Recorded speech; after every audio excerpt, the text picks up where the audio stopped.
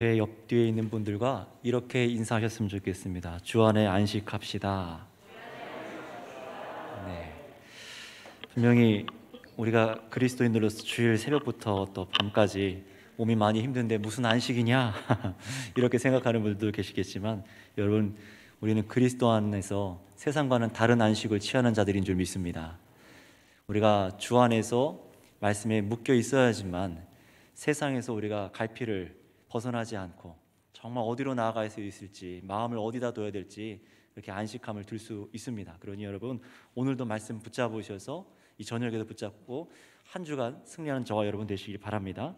우리 여호수아서 5장 1절에서 3절까지 말씀 짧기 때문에 다 같이 한번 읽어보도록 하겠습니다. 여호수아서 5장 1절에서 3절까지 말씀이 되겠습니다. 함께 읽습니다. 시작.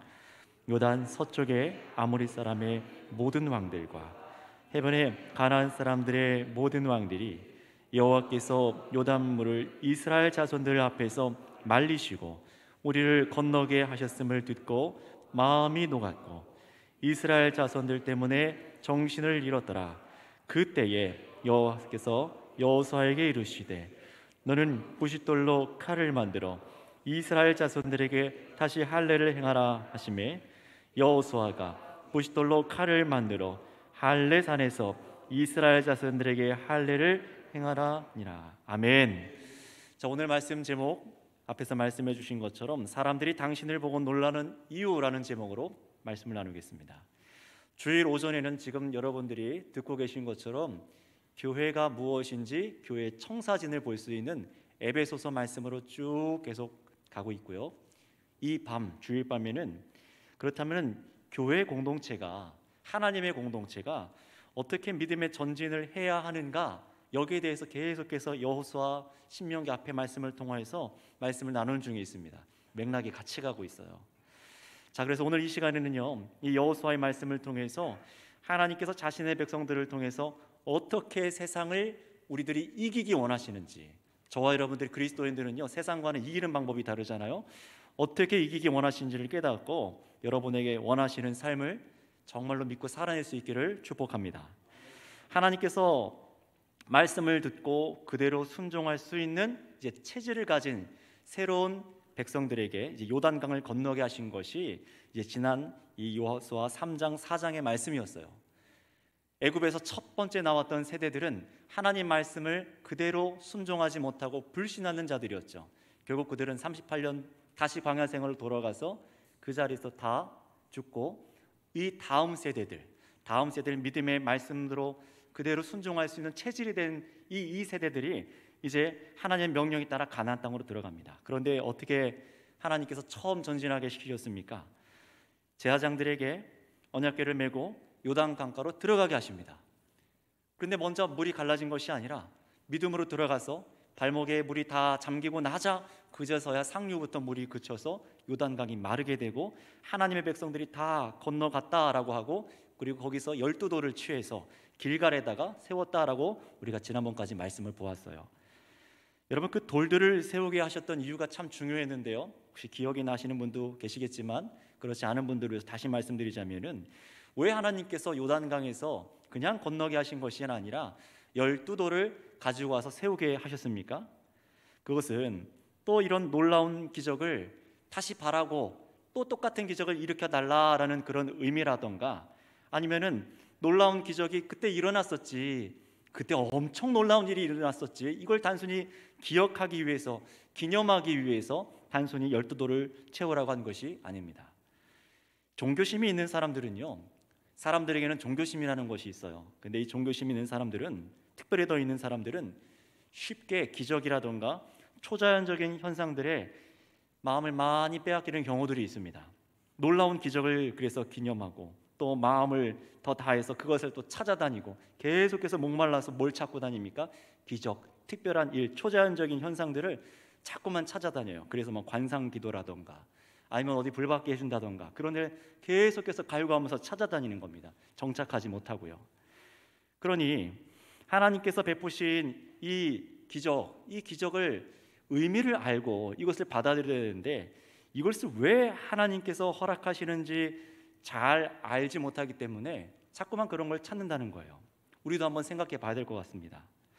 하나님께서 베푸신 기적은 사실 하나님께서 편에서 보시기에는 전혀 놀라운 일들이 아니에요. 그렇지 않겠습니까? 말씀으로 이 세상을 창조하신 분이 무슨 이 세상의 초자연적인 일들을 행하는 것이 어렵고 이상하고 뭐 특별하게 힘든 일이시겠습니까? 하나님께서는요, 세상을 창조하시면서 이 땅에 질서를 세우신 분이에요. 우주 만물이 유지되는 질서, 태양을 포함해서 지구를 포함한 행성들이 일정한 주기로 돌도록 하시고, 지구가 일정한 속도로 돌면서 낮과 밤을 허락하시고, 생물들을 질서 속에 살아가게 하셔서 우리의 사람 인생 역시 이 땅 질서를 다 만드신 다음에 어떻게 하셨습니까? 이 땅의 질서를 만드신 다음에 사람을 두셔서 생육하고 번성하고 정복하고 이 질서를 다스리게 하셨습니다. 여러분, 하나님께서는요, 초자연적인 일들을 위해서 우리에게 질서를 주신 것이 아니에요. 그런데 어떤 사람들은 하나님을 믿는 것이 마치 하나님께서 이 땅에 허락하신 질서는 무시하고 항상 기적적인 삶, 항상 초자연적인 신비적인 이치를 벗어난 일들이 일어나야만 하나님 믿는 것이다 라고 착각하는 사람들이 더러 있습니다. 만약에 여러분 정말로 그렇다고 생각해 보세요. 하나님께서 정말 우리에게 이 세상 질서를 넘어서는 그런 초자연적인 일들에 목매도록 살아가게 하셨다면, 하늘을 걷고 불을 만져도 화상을 입지 않고, 또 항상 어떤 독을 마셔도 죽지 않고, 어떤 말만 하면 막 귀신이 쫓겨나가고, 죽은 자가 살아나고, 불치병자들이 다 고쳐지게 하며, 여호수아가 백성들과 함께 겪었던 요단강을 마르는 일들, 이런 일들을 계속해서 우리 성도들에게 기대하게 하시고 그런 일들을 이뤄가게 하는 것이 하나님의 뜻이었다면, 여러분 우리는 지금 어떻게 살고 있을까요? 그게 정말 성도들에게 원하는 일들이었다면 아마 우리들은 저기 한강대로 가서 너무 길이 막히니까 기다릴 필요 없이 내려 한강변으로 내려가서 말려 그리고 한강물을 말린 다음에 건너가서 일을 봤을 거예요. 뿐만 아니겠죠? 대서양을 마르게 해서 건너가게 하신다던가. 근데 하나님께서는 우리에게 그렇게 하지 않습니다. 또 질병에 걸려서 심한 고통에 있는 사람을 집에 묶어만 놓고 기도만 하고 병원 근처도 못 가게 하는 일들, 아마 기적만을 바라고 그렇게 살아가고 기본적인 질서와 지혜와 일반적인 은총을 주신 것을 무시하고 살아가게 하셨다면 우리는 지금도 그런 독특한 삶, 초자연적인 삶, 세상과는 전혀 어울리지 않는 삶을 살아갔어야 될 것입니다. 하지만 여러분, 이것은 하나님께서 원하시는 일이 아닙니다. 그렇다면 여러분, 하나님께서 왜 성경에서 우리가 보고 오늘 읽은 이런 기적들을 허락하시는 것일까요? 우리는요, 이 신약 성경의 또 기적이나 또 오늘 읽은 이 구약 성경에 보는 이 기적들을 베푸시는 1차적인 성경의 정말 중요한 목적, 기적의 목적을 알고 있어야 됩니다. 오늘 이것을 잘 들어보셨으면 좋겠어요. 하나님께서 요단강을 건너게 하시고 12돌을 길갈에 하나님께서 쌓게 하셨습니다. 무엇을 의도하셨죠? 하나님을 믿는 백성들이 하나님을 무엇하게 하시기 위해서요? 여러분 들으셨습니다. 한번 따라 하시겠습니다. 하나님을 경외하기 위해서, 하나님을 경외하기 위해서 하나님께서 길갈에 돌을 쌓게 하셨어요. 정말로 그런지 우리 앞에 조금만 올라가셔서 본문 위에 4장 24절 말씀을 한번 같이 읽겠습니다. 지난번에 읽었던 말씀입니다. 같이 4장 24절 시작. 이는 땅의 모든 백성에게 여호와의 손이 강하신 것을 알게 하며 너희가 너희의 하나님 여호와를 항상 경외하게 하려 하심이라 하라. 아멘. 자, 그럼 여기서 한번 생각해 보세요. 나중에 하나님께서 이런 그냥 돌 쌓지 말고 그냥 또 후대의 백성들을 데리고 또 요단강 물을 말리시고 지나가게 하시고 그렇게 하나님을 경외하게 하시면 되는데, 아니 굳이 왜 돌을 쌓아놓고 기억하게 하시고 이것을 믿고 하나님을 경외하게 하시는 것입니까? 하나님의 방법은 계속해서 기적을 일으키고 그렇게 초자연적인 형상을 보여주는 것이 아니라 이 성경에 일어난 역사들을 통해서 우리가 어떻게 하나님을 믿기 원하시는 거예요? 하나님께서 일하신 사건들을 읽고 또 듣고 그렇게 해서 믿음을 갖고 하나님을 경외하기 원하시는 거예요.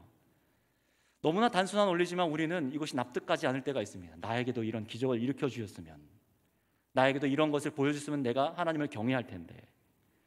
그래서 여러분 오늘날도 이런 생각을 하는 경우가 많은 것 같아요. 나도 기적을 경험하게 해주면은 하나님 믿겠습니다. 여러분, 그런데 이런 논리는 하나님께서 기적을 베푸는 이 목적과 이 뜻을 전혀 알지 못해서 하는 얘기들이에요.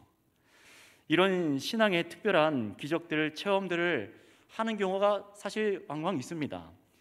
처음 우리가 신앙을 가질 때, 어린아이의 믿음을 가질 때, 기도할 때, 여러분, 그래서 얘기를 나누다 보면은 내가 처음 예수 믿을 때 이런 일들을 하나님께서 행해 주셨어요.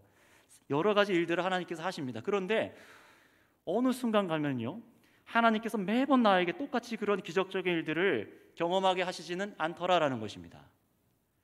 여러분도 아실 겁니다. 우리가 잘 아는 사도 바울의 기도도 여러분 알고 있어요. 사도 바울이 뭐라고 기도하죠? 우리 주께, 주님, 이 몸의 가시를 좀 없애주세요. 육체의 질병이죠. 이게 안젤이라고도 연고가 되어 있는데요, 이것 좀 낫게 해주세요라고 주님께 3번이나 기도를 합니다.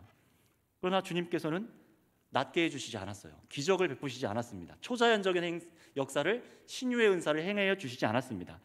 그런데 예수님께서 뭐라고 바울에게 말씀하시죠? 기도할 때 내 은혜가 족하도다 라고 말해요. 너의 은혜가 충분해 라고 말씀하시는 거예요. 자, 그럼 여러분, 사도 바울은 어떻게 해야 될까요? 하나님, 아닙니다. 뭐가 충분합니까? 더 주세요. 떼쓰고 기적을 일으켜달라고 부르짖고 들어주시지 않으면 내가 다른 우상으로 떠나갈 것입니다. 이렇게 해야 할까요? 바울은 그러지 않았어요. 바울은 병이 낫지 않았지만 기도 응답은 받았습니다. 이 부분이 중요해요.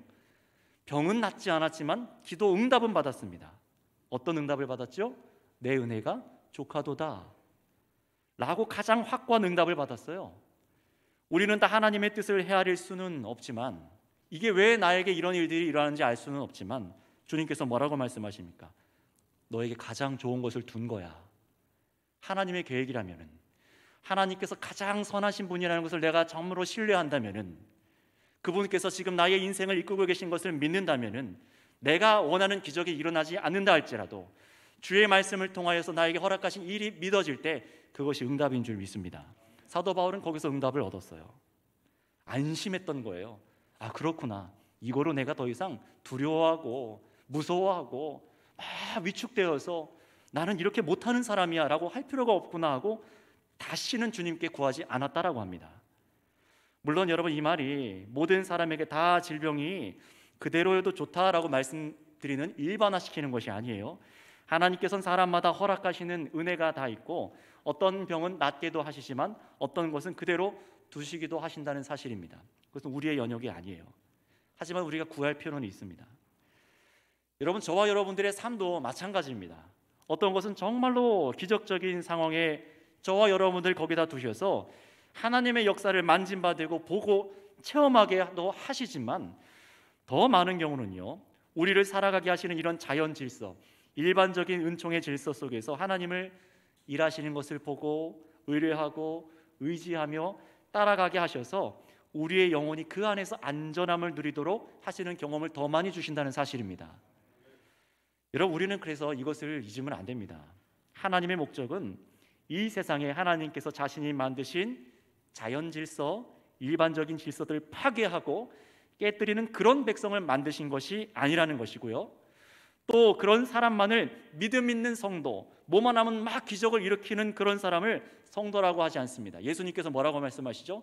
내 이름으로, 주의 이름으로 귀신을 내쫓고 무엇을 하고 무엇을 한다고 해도 내가 너를 도무지 모른다. 주님께서 원하시는 것은 어떤 초자연적인 현상을 자꾸 일으켜서 그것이 믿음이라 라고 착각하게 만드는 것이 아니라, 정말로 그 사람이 그리스도 안에서 변화되어 정말로 거듭나 그리스도의 십자가의 삶을 살아가게 만드는 것, 그런 백성으로 우리를 만드시게 하신 줄 믿습니다. 그런데 그것을 뭐라고 말해요? 오늘 방금 말씀에서는 여호와를 경외하는 백성을 만드셨다라고 말합니다. 어떤 순간에도 기적이 일어나지 않아도 오직 하나님만 경외하는 사람을 믿음 있는 성도라고 성경은 말하고 있어요. 자, 그렇다면 여러분, 오늘 요단의 기적이 오늘 저와 여러분들에게 인생 가운데 없다 할지라도, 지금 나에게 일으켜 주시지 않더라도, 이 기적이 오늘 나의 기적이 있느냐 없느냐가 나의 믿음을 선택하는 기준이 되어서는 안 된다는 것을 기억하시기 바랍니다. 우리의 믿음의 선택의 기준은 기적이 아니에요. 내가 여호와를 더욱 경외하는 방향을 선택하시기 바랍니다. 그럴 때 우리의 영혼이 안전합니다. 하나님께서는 요단강을 건너라 라고 이 명령을 하셨는데, 이 명령을 받은 백성은 당시 여호수아와 함께 있었던 광야 2세대의 백성들이지 2020년을 살아가는 저와 여러분들이 아닙니다. 후대의 백성들에게는, 그 후에 있는 백성들에게는 뭐만 주셨어요? 12돌만 주셨습니다. 요단강을 또 건너게 하신 것이 아니라 12돌만 쌓은 것을 보고 기억하게 하셨어요. 저게 뭐예요? 하나님께서 요단강을 마르게 하셨단다. 하나님만을 경외하도록 그때 그런 일을 하셨지. 듣고 기록된 것을 읽고 하나님을 경외하게 하셨습니다. 왜 그렇습니까? 성경 말씀을 통해 하나님께서 누구신지 알고 믿어서 하나님만 경외하는 것, 이것이 하나님께서 정하신 방법이기 때문에 그렇습니다. 처음 하나님께서 이 땅 가운데 하나의 인생 스토리들, 사람 가운데 써가시는 스토리들을 완성하시고 성경 66권으로 우리들에게 주셨어요.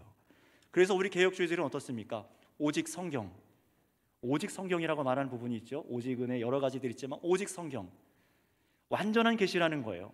더할 필요도 없고 뺄 필요도 없고 다른 기적을 보지 않아도 이 안에 주님께서 우리를 다 믿을 수 있도록 완전하게 계시해 주셨다라는 것이 우리 가운데 믿어질 때에 우리가 이 성경 말씀을 풍성히 누리게 될 줄을 믿습니다. 그러니 여러분, 이것이 하나님께서 이스라엘 백성들에게 행하여 주신 목적이고 이 기적을 베푸신 주된 이유예요.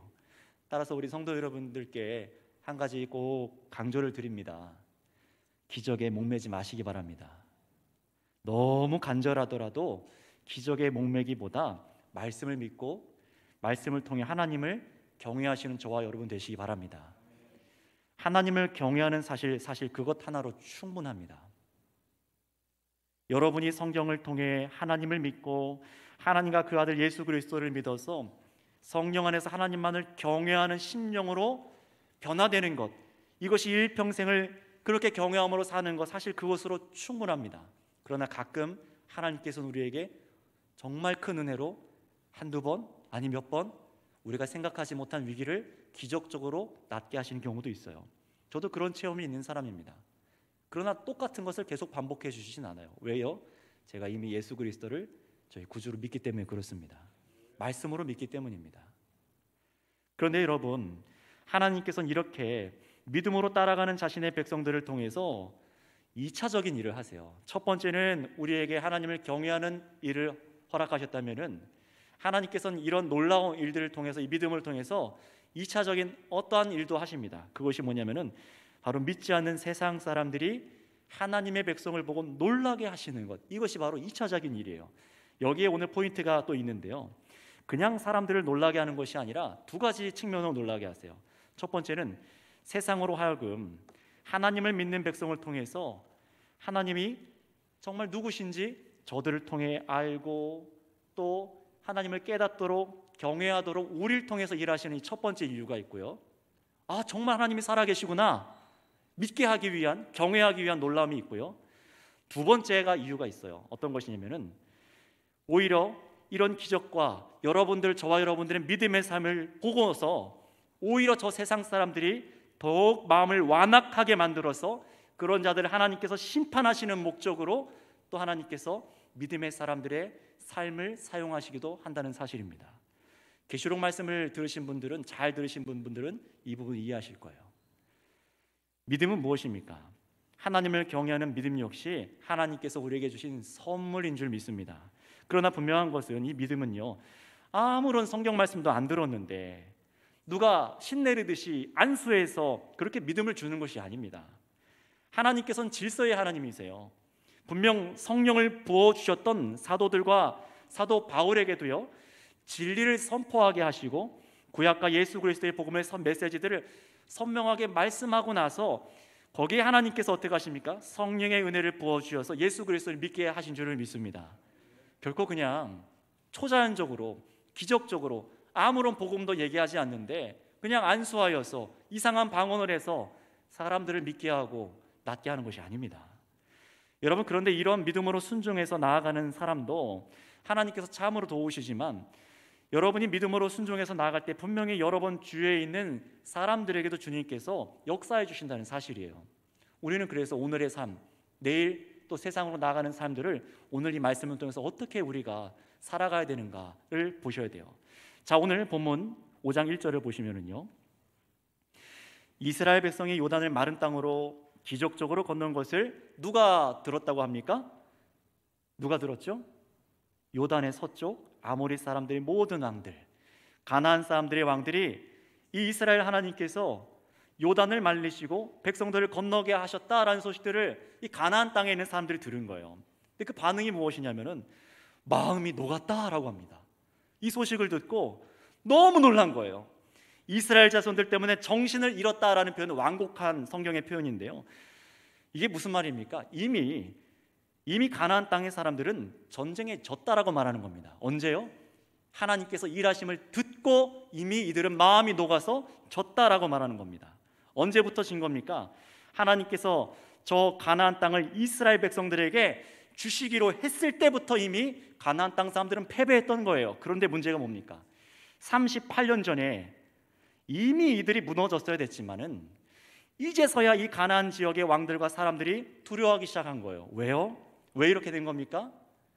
애굽에서 나온 1세대 이스라엘 백성들의 불신 때문에 그렇습니다.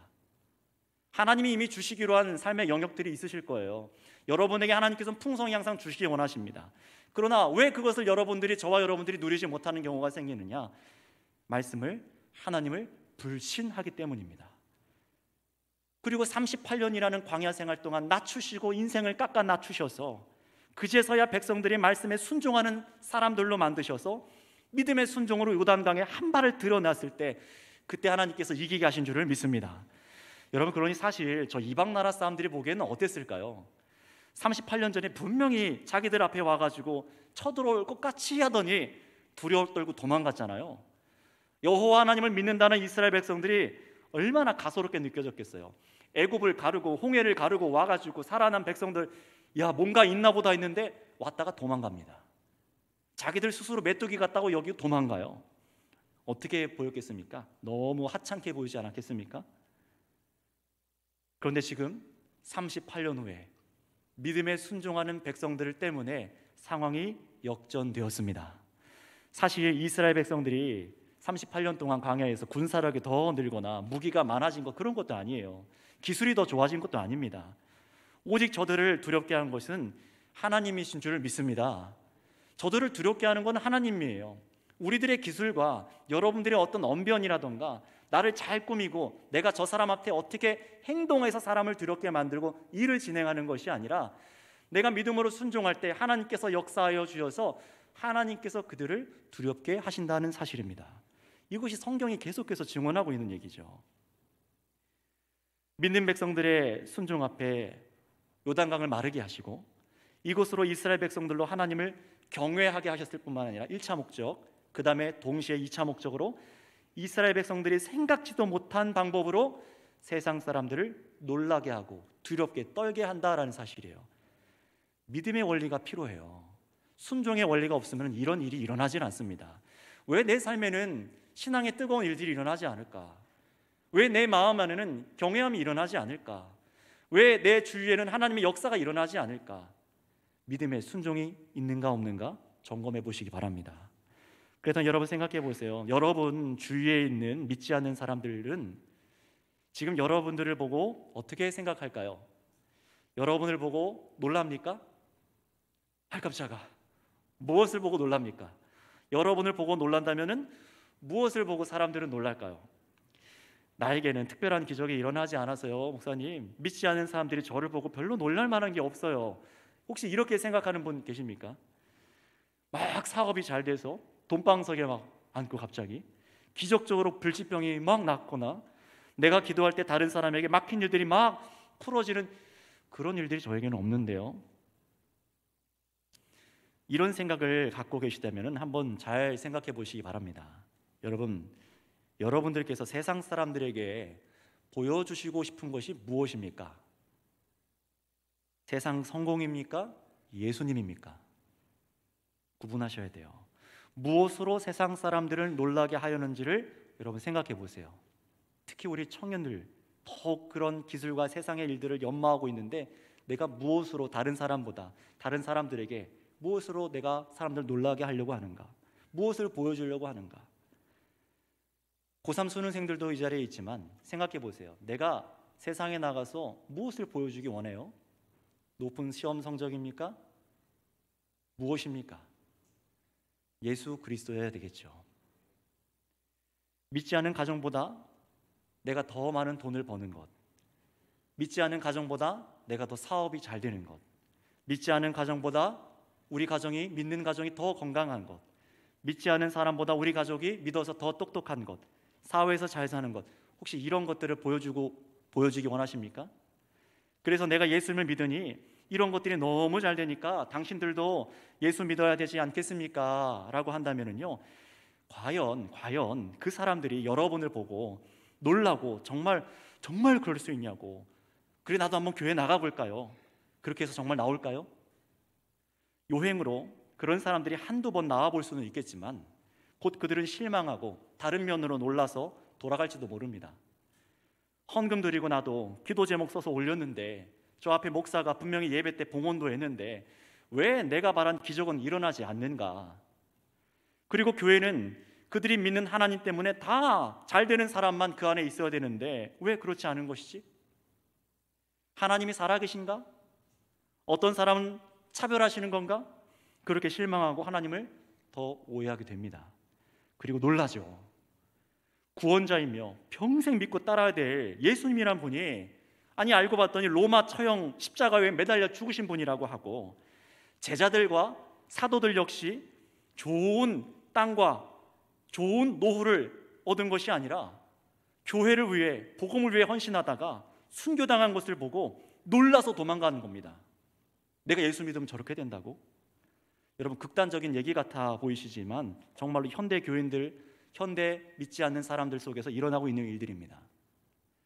지금도 일어나고 있고, 이미 수많은 사람들이 이런 식으로 교회에 왔다가 이제 흥미도 잃어버려서 오지 않습니다. 그래서 가더라도 또 그런 사람들은 기웃기웃해요. 건물 크기가 더 큰 곳에 어떤 역사가 있지 않을까? 거기엔 더 용한 기운이 있지 않을까?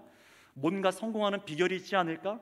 더 놀랄 만한 것은 없을까 하고 더 유명한 목사를 찾아가고, 이단이 하는 치유 집회도 찾아가 보고, 기적을 일으켜준다는 것을 기웃기웃하게 돼요. 얼마나 그 심령이 피폐해지고 망가지는지 모릅니다. 여러분, 언제부터 우리가 그런 값싼 생각에 복음을 갈아 넣어서 희석시키고 복음의 맛도 안 나는 그런 기대를 세상에 주고 사람들이 그런 것을 기대하게 만든 것일까요? 세상 사람들이 교회를 보고도 더 이상 놀라질 않습니다. 여러분을 보고 놀라지 않는 것은 사실 저들의 문제가 아니라 저와 여러분들에게 문제가 있다고 생각하지 않으십니까? 여러분, 하나님께서 우리에게만 주신 세상에 없는 복음은 무엇인가요? 하나님께서 자신의 백성들을 통해서 세상 사람들이 보지 못한 것을 보게 하려는 것은 무엇인가요? 만약에 세상이 기대하는 더 큰 국력이라던가 힘, 권세, 명예, 이런 것을 하나님께서 우리에게 주시고 세상이 그렇게 두려워하고 놀라는 기적을 부릴 수 있는 그것이 주님의 목적이셨다면요, 우리는 십자가의 길, 됐고요, 예수님의 참으심, 됐고요, 십자가의 죽으심은 성경에서 지워버리고 뒤이어서 사도행전의 사도들과 서신서들의 이런 고난의 내용, 계시록의 교회가 당하는 핍박의 내용들은 전부 지워서 조그만 쪽복음만 갖고 다닐지 모릅니다. 그것은 성경이 아니죠. 여러분, 하나님께서 우리에게 주신 것은 가장 자랑하고 보여주기 위하여 주신 것은 예수님이십니다. 예수님을 통해 하나님과 우리 사이에 막힌 담이 허물어지고, 원수되었던 사람들이 예수님 안에서 하나가 되고, 싸우던 우리가 하나 되어 진정으로 서로를 위해 사랑해서 희생하고, 오직 주의 말씀만을 순종해서 하나님의 나라를 이 땅에 펼쳐가는 것을 세상으로 보게 하신 줄을 믿습니다. 우리가 보여줘야 될 것은 이런 거예요. 이 밤까지 모여서 여러분 뭐하고 계신 거예요? 나의 유익을 위해서 우리의 유익이 있죠. 그러나 이 교회가 무엇인지, 하나님이 누구신지, 우리 하나님의 아들이 누구신지 알기 위해, 더 무장되고 세상 나가서 보여주기 위해서 이 밤 고군분투하고 계신 줄을 믿습니다. 그래서 여러분, 우리가 이 피곤함에도 불구하고 주 안의 안식을 얻으며 무장돼서 세상 나가서 참된 세상에서 참된 복음이 무엇인지 알게 하기 위해서 이 자리에 있는 것이죠. 세상 사람들은 그래서 볼 것입니다. 예수 믿는 사람이 되더니 저 양반이 저렇게 변했네? 욕심 버리고 세상 더러운 일들을 끊어내고 세상 사람들이 보는 것은 그 사람의 내면을 보는 거예요. 그 사람의 내면이 달라지는 것을 보고 놀랍니다.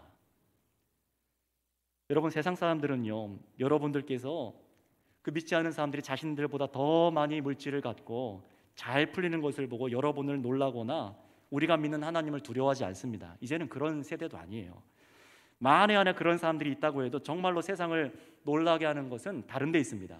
뭐가 정말 세상을 놀라게 하는 건 줄 아십니까? 여러분의 속사람이 바뀌는 것에 더 놀라는 거예요. 여러분의 속사람이 바뀌고 여러분의 삶의 인격과 태도가 바뀌는 것을 보고 놀라는 겁니다. 이 세상에 자신들과는 사는 원리가 다른 것을 보고 놀라는 거예요. 삶의 방식이 다른 것을 보고 놀라는 겁니다. 정말 그런지 우리 본문의 마지막 2절 3절 말씀을 읽어보도록 할까요? 5장 2절과 3절입니다. 시작. 그때 여호와께서 여호수아에게 이르되 너는 부싯돌로 칼을 만들어 이스라엘 자손들에게 다시 할례를 행하라 하시매 여호수아가 부싯돌로 칼을 만들어 할례산에서 이스라엘 자손들에게 할례를 행하니라. 아멘. 자, 이번엔 세상 사람들이요 정말 더 놀라운 일을 이 이스라엘 백성들이 합니다. 요단강을 건넌 것도 충격적이었는데 세상 사람들이 보고 더 놀랄 일을 해요. 그래서 여러분 보세요. 2절 말씀은 1절과 연결됩니다. 세상 사람들이 간담이 녹았다, 정신을 잃었더라. 그런데 2절에 그때에 세상 사람들이 이미 믿음의 백성들 여러분들을 보고 하나님께서 저와 사람들과 함께 하시는구나 하고 두려워하는데 그 순간에 하나님께서 저와 여러분들에게 무엇을 요구한 줄 아십니까? 어떤 기적을 일으켰습니까? 이들이 뭘 했죠? 분명 요단강을 건너 자신들의 간담을 녹였던 이스라엘 사람들이 단체로 정신 나간 행동을 하는 거예요. 부싯돌로 날카로운 칼을 만들어서 남자들에게 전부 할례를 행한 겁니다. 여러분, 할례가 어떻게 이루어지는 것이죠? 하나님께서 명하신 할례가 뭡니까? 남자 성기에 표피를 잘라버리는 일이죠. 오늘날로 말하면 포경수술과 같은 거죠. 물론 이게 이스라엘 사람들만 했던 행위는 아니에요. 그 당시 고대 근동에서 어떤 민족들에게도 이런 행위들이 있음이 발견됩니다. 고고학적으로. 하지만 하나님께서 이 명하신 할례는 다른 의미가 있었어요. 단순히 위생 때문에 잘라내거나 어떤 미신적인 이유로 이렇게 할례를 한 게 아니라 하나님의 백성으로 구분되는 목적으로 했습니다. 그래서 다른 민족과 섞이지 않도록, 다른 이방 민족과 섞이지 않도록, 그래서 어린아이가 태어나면요 일정 시기가 되면 모두 다 할례를 받게 했어요. 하나님의 구분된 백성이다라고요. 하나님의 그래서 언약을 지키고 다른 이방 민족과 섞이지 않고 오직 하나님의 말씀만을 순종하는 백성으로 살게 하기 위해서 이 이스라엘 유대 민족들은 다 남자들은 할례를 받았습니다. 자, 그런데 여러분 아시다시피 이 할례를 받고 나면 어떻게 됩니까? 오늘날처럼 마취제가 있었겠습니까? 효과 있는 진통제가 있어서 곧바로 일상생활을 할 수 있었을까요? 여러분, 지금 하나님께서 2절에 뭐라고 하세요? 부싯돌로 칼을 만들어 할례를 행하라. 여러분, 예리한 메스가 아니에요. 아무리 날카로운 돌이지만 거의 썰어내는 겁니다. 이게 어떤 고통인지 아시겠어요? 어휴.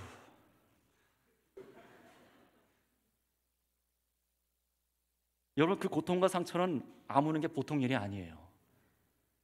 최신판들은 알고 있네요. 그 고통이 뭔지. 여러분, 그러니 무슨 전쟁을 해요? 무슨 포경 수술을 하고 할례를 행하고 무슨 전쟁을 합니까?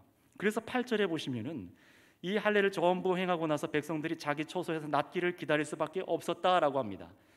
여러분 생각해 보세요. 이스라엘 백성들이 좀 정신이 있으면 뭐라고 했을까요? 아유, 여호수아 제사장님, 여호수아요, 왜 비효율적으로 일합니까? 전쟁에 다 이기고 나서 평탄해진다면 그때 합시다.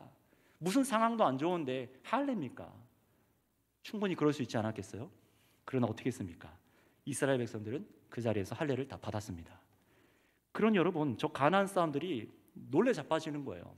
기절하는 겁니다. 두 번 놀라는 겁니다. 요단강을 마르게 하신 하나님과 하나님께서 저들과 함께 하시는데 그래서 우리는 다 죽었다 이렇게 생각하고 있는데 이 저들이 하는 거 보니까 더 놀라워요. 이 예수 믿는 사람들이 보기에도 세상 사람들이 그렇습니다. 무슨 전쟁을 앞둔 자들이 다 포기한 것처럼 말도 안 되는 일을 하냐? 저래 갖고 무슨 전쟁을 하겠어? 비웃는 놀람도 있었을 거예요. 하지만 여러분, 여기서 우리는 다른 시선이 필요합니다. 영적인 시선이 필요합니다.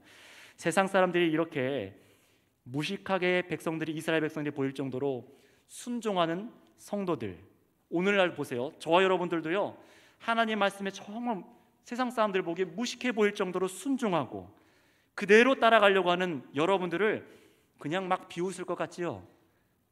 여러분은 막 별 볼 일 없는 사람으로 가볍게 여길 것 같으십니까? 아니, 뭐가 저렇게 바보같처럼 살아? 놀라고 여러분을 무시할 것만 같으십니까? 아닙니다.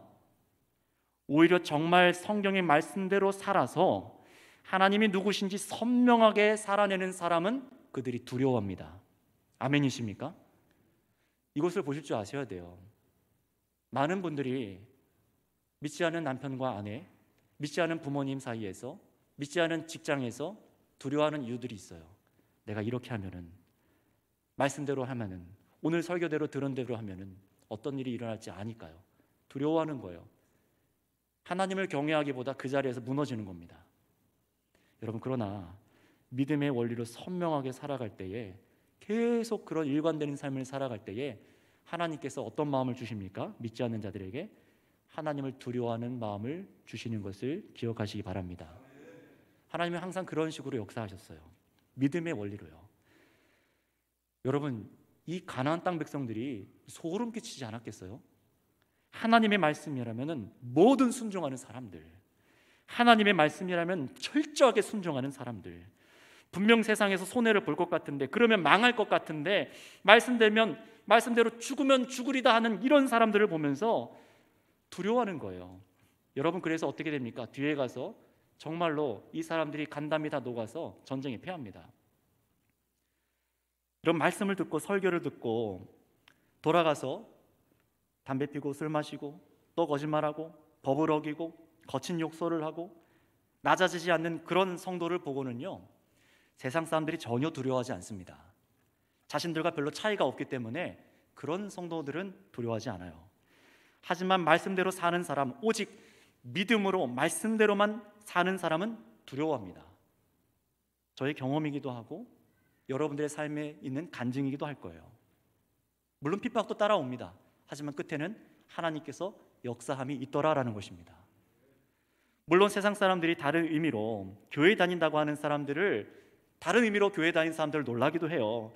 어떻게 교회 다니는 사람들이, 어떻게 목사가 저런 사기를 치고 거짓말을 하고 음란의 문제를 일으키고, 어떻게 장로다, 권사다, 집사다 하는 사람들이 기업의 오너로 횡포를 부리고 불법을 하면서 아르바이트 하러 왔는데, 일하러 왔는데 어떻게 저렇게 불성실하게 하고 교회 가서는 주일날 하나님을 찬양한다고, 하나님을 노래한다고, 예수 믿는다고 할 수 있는가?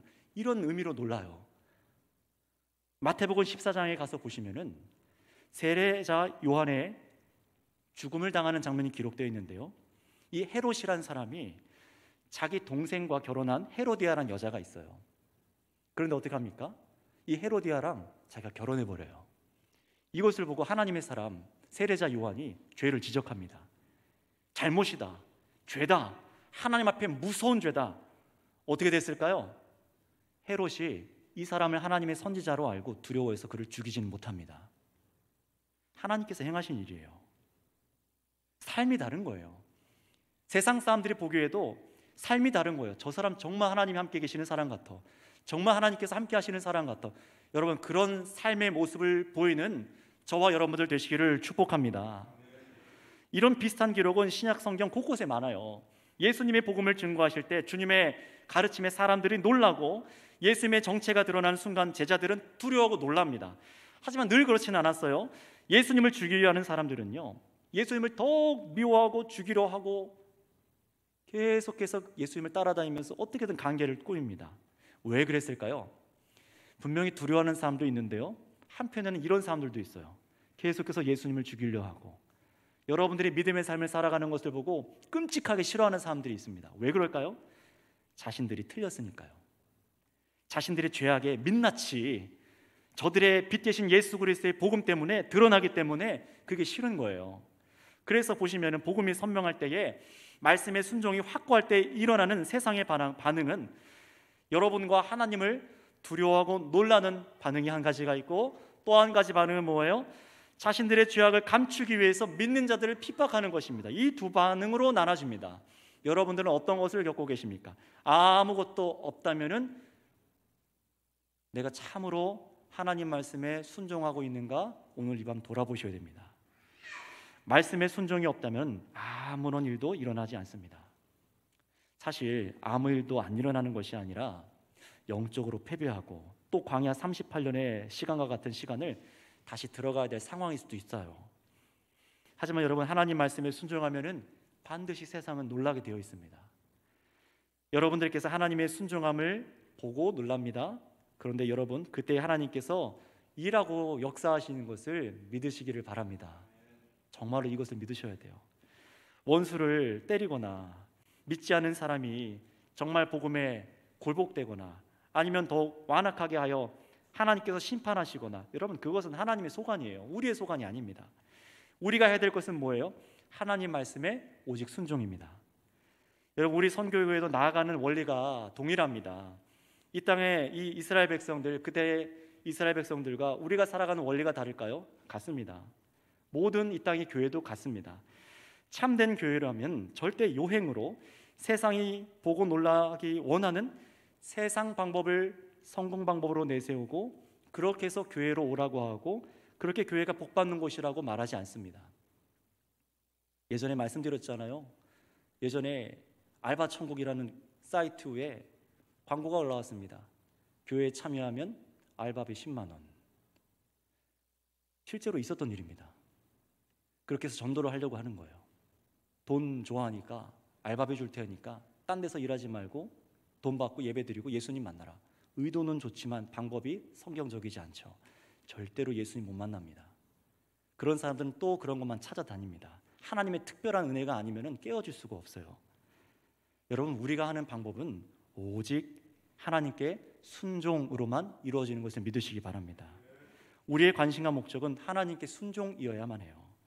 말씀의 순종이요. 그래서 말씀을 들으셔야 하고 나누셔야 하고 묵상하셔야 되고 삶에 적용하셔야 되고, 불순종으로 곁길로 가는 형제자매가 있다면 붙들어 주셔야 되고, 우리가 함께 그 죄악이 끊어내도록 기도해야 되고, 깨끗한 마음으로 주를 부르는 사람들과 더욱 함께 힘써야 되는 것입니다.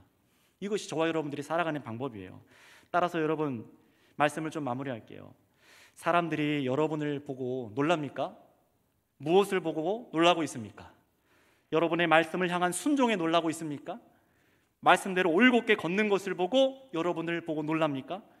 정말 그래서 아무도 가지 않는 길, 다른 사람들 다 욕심으로 걷고 다 똑같다고 생각했었는데 저 사람 뭔가 다른데? 그렇게 놀라게 하고 계십니까? 그래서 여러분의 말하는 행동과 여러 가지 삶의 모습들이 묵직하게 무거운 요동하지 않는 사람으로 보이고 계십니까? 아니면 반대로 바람에 나는 겨와 같이 사람들이 여러분을 보고 전혀 하나님을 기대할 수 없을 정도로 세상과 똑같이 행동하고 그래서 놀라고 예수님과는 전혀 다른 무례함과 부정함과 사랑 없음을 보고 놀라고 있지는 않으십니까? 말씀에 순종함이 없어서 놀라고, 아니 아예 놀랄 것이 없는 사람이 돼버리고 있는 것은 아닌지 우리는 그리스도인으로서 스스로를 성찰해야만 합니다. 코로나 3년이라는 시간이 지났어요. 이제 곧 3년이 다 끝나됩니다. 찹니다. 그런데 이 기간 동안 하나님 말씀을 가까이 하지 않고 예배를 멀리하는 그런 사람을 보고 그 가족들은, 자녀들은 뭐라고 생각할까요? 분명히 저 사람 교회 열심히 다니는 사람이었는데 코로나 3년 만에 믿음이 다 사라졌네? 저분이 믿는, 우리 가족이 믿었던, 엄마 아빠가 믿었던, 내 자녀가 믿었던 하나님은 정말 살아계신가? 무난한가? 고민하지 않겠습니까? 성도 여러분, 우리는 달라져야만 합니다. 정말 놀랄 수 있는 사람으로 변해야만 합니다. 어떤 사람이요? 하나님 말씀에 참되게 순종하는 사람입니다. 말씀에 타협하지 않는 신앙의 정절을 지키는 사람으로 서야만 합니다. 여러분, 우리 교회가 이런 교회가 되기를 원하시면 아멘 하시기 바랍니다. 옆 사람한테 이렇게 마지막으로 건면했으면 좋겠습니다. 하나님만을 경외하고 순종합시다. 이 인사를 꼭 기억하세요. 내 옆에 있는 증인들이에요. 꼭 기억하셔야 됩니다. 어떤 순간에도 돈의 원리, 세상 성공주의의 원리, 사람 중심의 원리가 아니라 하나님의 말씀 중심의 원리로 가는 길이 조금 더뎌 보이고 느린 것 같아도 이거를 분별하는 과정도 쉽지 않아요. 그러나 어렵고 복잡한 것 같지만 싸워내세요. 답답해도 세상처럼 화려하지 않아도 됩니다.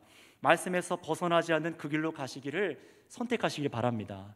때로는 그것이 실패할 때도 있고 실수할 때도 있지만 여러분의 수고와 고민과 아픔을 주님께서 아십니다. 정말 이 마음을 오늘 여러분에게 말씀을 통해 주시는 우리 하나님 아버지께 우리가 마음을 다함으로 순종하고 나아가는 삶을 살아야 될 줄 믿습니다. 기도하겠습니다. 여러분, 이 시간 한 가지만 우리 하나님 앞에 우리 다 같이 기도했으면 좋겠습니다. 하나님께서는 우리로 사람들을 놀라게 하십니다. 오직 하나님만 경외하여 말씀에 순종함으로 살아가는 것을 보고 놀라게 하십니다. 우리가 일하는 방식, 우리가 올곧게 순종할 때 세상적으로 미련해 보이지만 하나님께서는 더욱 선하게 인도하시는 것을 보고 세상을 놀라게 하세요. 그런데 여러분, 지금 사람들이 여러분의 모습을 보고 무엇을 놀라고 있습니까? 오늘 말씀 속에 우리의 죄악이 여러분 보이셨다면은 이 시간 감추지 마시고 회개하시고 즉시로 돌이켜 순종할 일이 보이셨다면은 내가 그 길 가기 원합니다라고 기도하시기 바랍니다. 그래서 우리 교회 공동체가 주님께서 기뻐하시는 교회로 또 한 발 내딛게 하심을 함께 소망하면서 이 교회 나 하나쯤이야가 아니라 나부터 하나님을 경외하고 순종할 수 있는 자로 서도록 시간 정말 마음을 들여서 다 같이 기도했으면 좋겠습니다. 주여 한번 부르고 기도하겠습니다. 주여, 아버지 하나님 감사합니다. 하나님 아버지, 정말 아버지, 우리가 세상에게 보여주고자 하는 것이 무엇인지 바르게 오늘 말씀을 통하여 깨닫습니다. 하나님, 주님께서 길갈에 세운 12돌을 통하여 하나님의 말씀과 증거들을 통하여 우리가 믿기 원하시고 하나님을 경외하기 원하시는데 우리는 자꾸만 세상의 기적들과 나의 환경의 변화들과 내가 빨리 이 어려움에서 벗어나는 것만을 마음을 두고 살아가는 하나님, 그런 조급하고 연약한 자들입니다. 주님, 우리가 괴롭습니다. 우리가 두렵습니다. 그러나 아버지, 오늘 말씀을 따라 오늘 깨닫는 바 주님을 경외하고 오롯이 신뢰하고 믿음으로 순종함으로 나아가게 하여 주셔서 하나님 아버지, 정말 믿지 않는 나의 가족들, 세상들이 하나님께서 만지심으로 말미암아 하나님을 두려워하게 하여 주시고 경외하게 하여 주시고, 또한 아버지, 우리가 미움받고 비판받는다 할지라도 우리가 흔들리지 않고 이 길 갈 수 있도록 세상에 놀랄 수 있는 아버지, 그런 사람들로 나아갈 수 있도록 역사하여 주시옵소서. 세상과 다른 선택과 세상과 다른 아버지 고민과 아버지 삶으로 발걸음으로 우리가 참으로 주께서 기뻐하시는 백성 되게 하여 주옵소서. 그래서 우리 안에 죄악의 모습들을 용서하여 주시고 오늘 회개하는 이 밤 우리를 새롭게 만드시고 새 힘을 주실 줄을 믿습니다. 주님 감사합니다. 이 밤 새롭게 하여 주실 줄 믿습니다. 사랑의 주님, 감사를 드립니다. 우리에게 늘 선한 것을 주시기 원하시는 주님, 우리는 조급하고 두려워하여 내 앞에 환경의 문제들이 기적처럼 초자연적으로 하루빨리 바뀌길 원하는 연약한 자들인 것을 고백합니다. 하지만 주님께서는 이미 우리에게 필요한 것을 이미 다 아시고 오직 한 가지, 나를 신뢰하느냐, 나를 경외하느냐, 그 믿음을 보기 원하시는 주님, 우리가 오늘 이 길갈에 세운 12돌 이것을 보고 하나님을 경외할 수 있는 믿음 허락하여 주시옵소서. 내 삶의 기적이 아니라 말씀을 통해 주님을 경외하게 하여 주시고, 그래서 이 삶을 통하여서 세상 사람들이 정말로 놀랄 수 있는 사람들, 저 사람들은 우리와 뭔가 다르다, 어떻게 저렇게 살아가는데 두려워하지 않을 수 있을까, 그런 우리의 삶의 모습이 나타날 수 있는 예수 그리스도의 사람들로, 사도들과 같은 삶의 행적을 따라가는 사람들로 우리를 변화시켜 주시옵소서. 그래서 이 한 주간 우리가 나아갈 때 선교 공동체가 단단한 주의 군사들 되게 하여 주셔서 정말 이 지역에서 또 각자의 일터에서 가정에서 정말로 세상을 두렵게 만드는, 놀라게 만드는 그런 주의 백성들 되게 하여 주시옵소서.